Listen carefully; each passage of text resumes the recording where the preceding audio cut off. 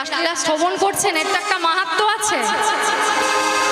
যত গোবিন্দের লীলা কথা শোনা যাবে তত কি হবে, যে আমরা যা আমাদের প্রারব্ধ কর্ম যা ভোগ করছি তার জ্বালাতেই আমাদের কি আছে, দুঃখ কষ্ট জ্বালা যন্ত্রণা।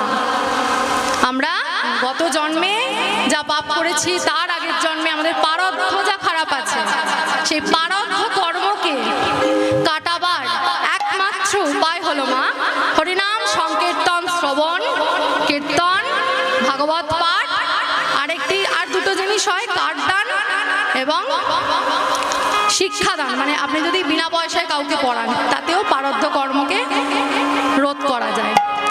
তো হরিনাম সংকীর্তন তার মধ্যে শ্রেষ্ঠ। তো এই যে আমরা হরিনাম সংকীর্তন শুনছেন যে মূল্যটা বুঝে, তাই আজ ভ্রমরও ফুলকে বলছে, ফুল